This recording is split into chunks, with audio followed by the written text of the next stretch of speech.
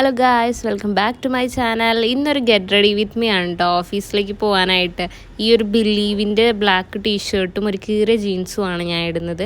ആദ്യം നമുക്ക് ചെയ്യേണ്ടത് സോപ്പ് ഇട്ടൊന്ന് മുഖം കഴുകുക എന്നുള്ളതാണ്. മുഖം നന്നായിട്ട് ക്ലീൻ ചെയ്തതിന് ശേഷം ആ ഒരു വെറ്റിൽ തന്നെ നമ്മൾ ക്ലെൻസർ യൂസ് ചെയ്യണം.